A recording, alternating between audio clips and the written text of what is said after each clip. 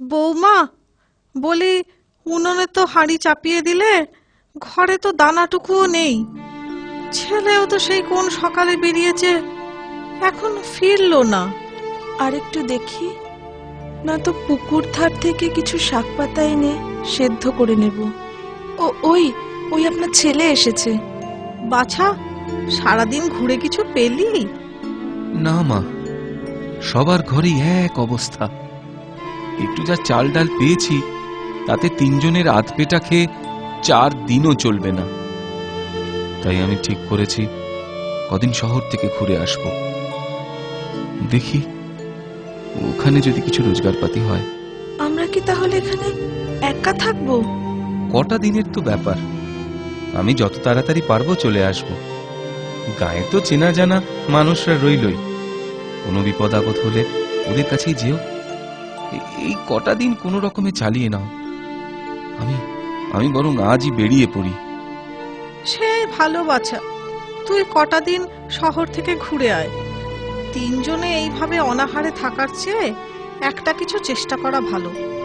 ও আমরা এই কটা দিন ঠিক কষ্টে শিষ্টে চালিয়ে নেব।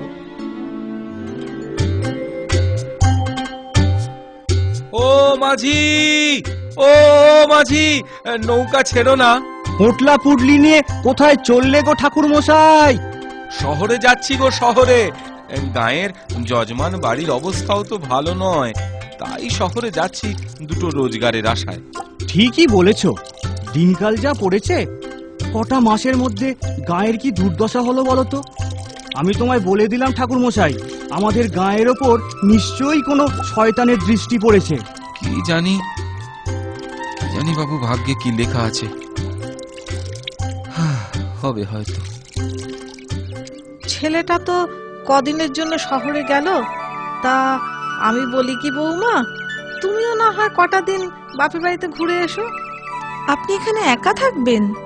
দুজনে না খেয়ে কষ্ট করার থেকে এই ভালো। ঠিক আছে মা, আমি তাহলে বেলা থাকতেই বেরিয়ে পড়ি। বামনি গেল বাপের বাড়ি আর বামুন গেল শহরে। এইভাবে কেটে গেল অনেক দিন। এরপরে শহরে রোজগার শেষে বামুন ঘরের পথ ধরে। এদিকে ওই নদীর পাশেই এক শ্মশান, আর সেই শ্মশানেই থাকে এক জাঁদরেল ভূত। মাঝি, সামনে তো শ্মশান, এই পথে কোনো ভয় নেই তো? বামুন ঠাকুর, অত ভয় নিয়ে কি আর নৌকা চালানো যায়? জলে ভয়, ডাঙায় ভয়, আমার তো মনে হয় আসলে মনেই ভয়। যা বলেছ। পোটলা ভরা টাকা করি, ফিরছে বামুন নিজের বাড়ি। পোটলা ভরা টাকা করি, ফিরছে বামুন নিজের বাড়ি। এই তো সুযোগ মাথায় এলো, দারুণ মজার ফন্দি।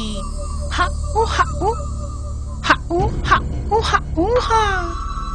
থাকবো না আর এই শ্মশানে বাঁশ ঝাড়েতে বন্দি। থাকবো না আর এই শ্মশানে বাঁশ ঝাড়েতে বন্দি।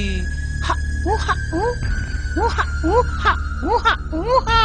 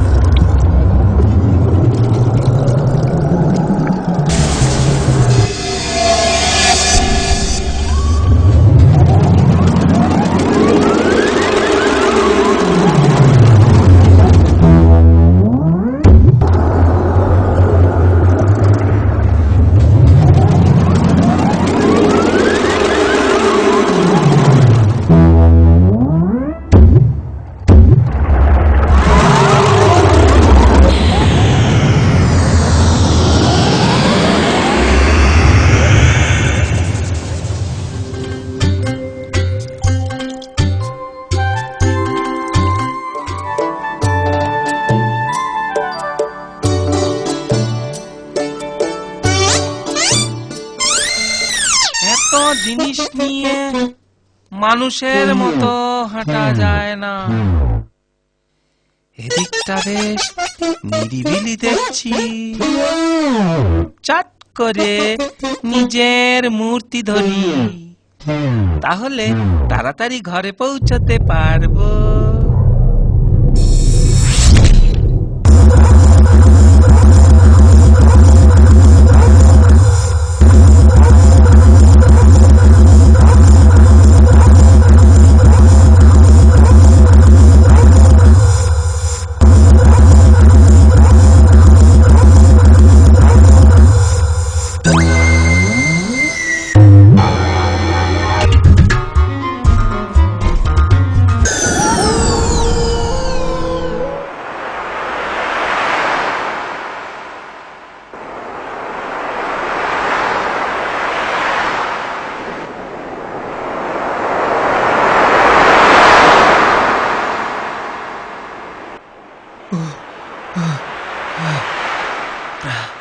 যা তুফানের মধ্যে পড়েছিলাম, প্রাণে বেঁচেছি এই ঢের।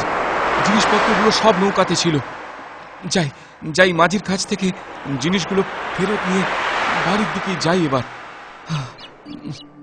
মাঝি ভাই, ও মাঝি ভাই। কি ব্যাপার, হঠাৎ ফিরে এলে যে? আরে আরে আমি নৌকা থেকে ঝড়ের দাপটে পড়ে গেলাম। যা হোক, এখন জিনিসপত্রগুলো দাও দেখি বাপু, বাড়ি যাই। তোমার কি মাথা খারাপ হয়েছে? কখন আবার তুমি নৌকা থেকে পড়ে গেলে? দিব্যি তো নৌকায় বসে এলে, আমার পাওনা করি দিয়ে নিজের পোটলা নিয়ে চলে গেলে। তোমার তো এমন স্বভাব ছিল না। এত মিথ্যে কথা ধম্মে সইবে না মাঝি। মিছে কথা আমি বলছি না, তুমি বলছো। পোটলা পুটলি নিয়ে গেলে, এখন আবার ফিরে এসে বলছো জলে পড়ে গেছিলে, ফেরত চাইছো জিনিসপত্র।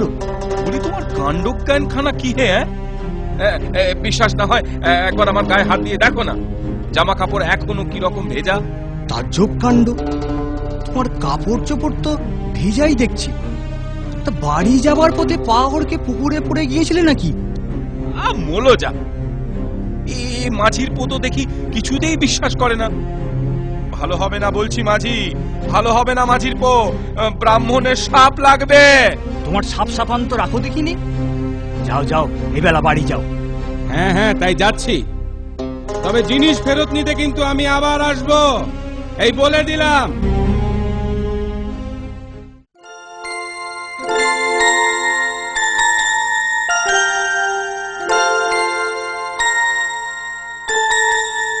এই নে, তোর জন্য পুলি পিঠে করেছি, একটু মুখে দে বাবা।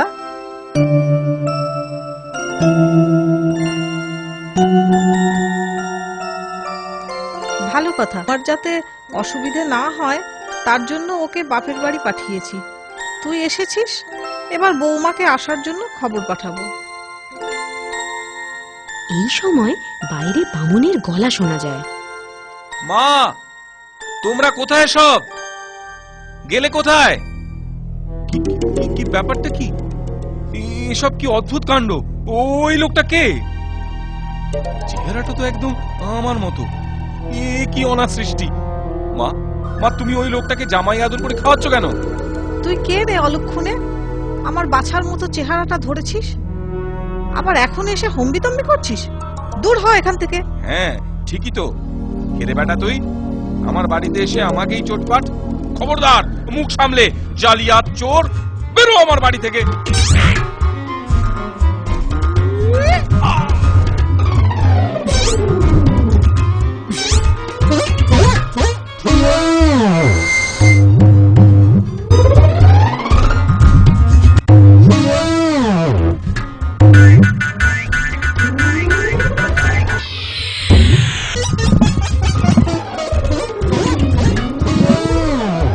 নিজের মা আমাকে চিনতে পারছে না, কি করি আমি এখন?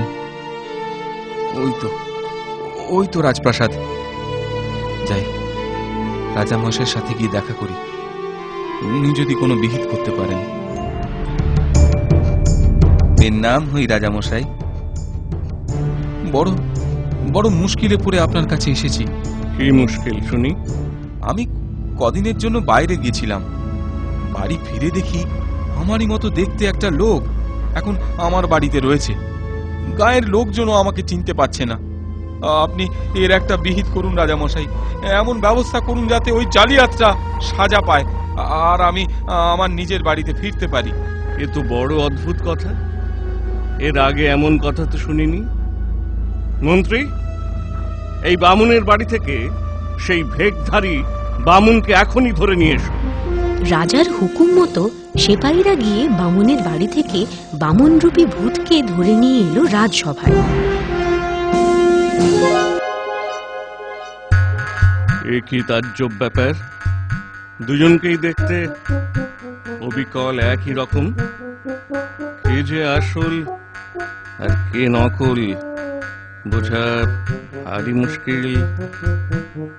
আপনি একটা বিহিত করুন রাজামশাই, ওই জালিয়াতটা আমার বাড়ি বসে আছে আর আমি রাস্তায় রাস্তায় ঘুরছি। আমার মাও আমাকে চিনতে পারছে না। ওর কথা একদম বিশ্বাস করবেন না হুজুর, আমি সুখে রয়েছি তাই ব্যাটা সহ্য হচ্ছে না, উল্টে আপনার কাছে নালিশ জানাতে এসেছে।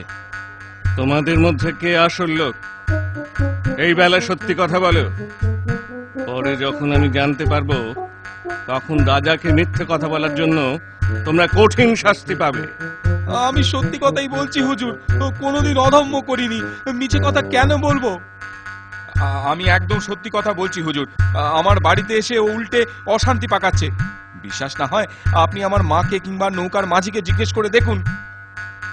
রাজামশাই, ওর কথায় আপনি একদম বিশ্বাস করবেন না। আমার মা কিংবা মাঝি ভাই আমাকে চিনতেই পারছে না, কারণ দুজনের চেহারাটাই যে একরকম। আর ওই জালিয়াতটা আমি শহর থেকে ফেরার আগেই আমার বাড়িতে ঢুকে বসে আছে, তাই বাড়ির লোকেরা চিনতে পারছে না। কিন্তু কিন্তু আপনি আমার কথা বিশ্বাস করুন হুজুর, আমি আসল লোক। বড়ই জটিল ধাঁধা, মীমাংসায় পৌঁছানো সহজ কথা নয়। অনেক চিন্তা ভাবনা করে তবে এ সমস্যার বিহিত করতে হবে। আচ্ছা বামুন ঠাকুরুন, তোমার ছেলে কি খেতে ভালোবাসে বলো তো? কে? আমার নগেন? নগেন মিঠাই খেতে খুব ভালোবাসে। বেশ, তাহলে এক কাজ করা যাক, বড় বড় দুহাড়ি মিঠাই দুজনকে দেওয়া যাক।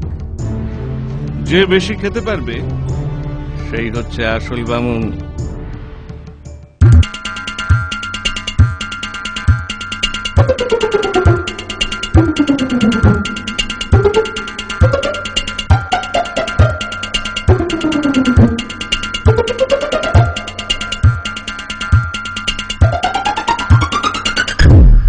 না, এ তো দেখছি সবই নিমেষে সাফ করে দিল। আচ্ছা, তোমরা তোমাদের তিন পুরুষের নাম বলো তো। যার লোক নিশ্চয় এটা পারবে না। আমি এক্ষুনি বলছি মহারাজ, আমার বাবার নাম 1 করি, তার বাবা 2 করি, তার বাবা 3 করি। বাবা, তুমি নাম বলছো না নামটা বলছো? কি বামুন ঠাকুরুন, ঠিক বললেও? হ্যাঁ রাজামশাই। আচ্ছা, এবার তুমি বলো দেখি তোমার 3 পুরুষের নাম। মহারাজ, ও তো আমারটা শুনে ফেলেছে। তাই তো তাহলে উপায়? মহারাজ, আমি বলি কি, ওকে ওর মামার বাড়ির 3 পুরুষের নাম বলতে বলুন।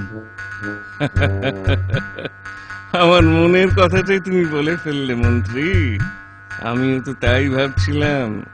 হ্যাঁ বলো, তোমার মামার ঘরের 3 পুরুষের নাম বলো। মামার বাড়ির 3 পুরুষের নাম? শ্যাম, ঘনশ্যাম আর রাধেশ্যাম। মহারাজ, এও তো ঠিক বললো দেখছি। কি যে হচ্ছে আমি তো কিছুই বুঝতে পারছি না।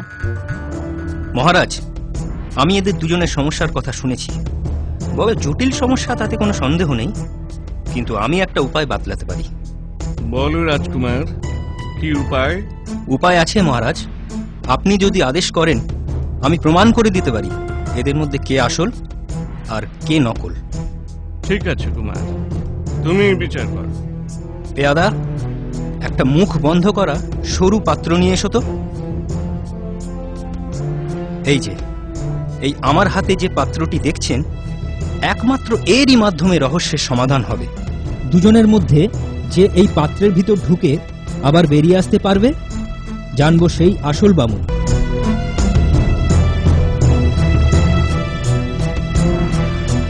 বাবা, বাবা তুমি বিশ্বাস করো, আমি সত্যি কথাই বলছি, আমার কোনো অপরাধ নেই। এইটুকু ছোট পাত্রের মধ্যে আমি ঢুকবো কি করে? এ যে অসম্ভব। অসম্ভব বললে তো চলবে না, প্রমাণ তো দিতেই হবে। আমি পারবো, আমি অনায়াস ওই পাত্রের মধ্যে ঢুকে আবার বেরিয়ে আসতে পারবো। এক্ষুনি দেখাচ্ছি।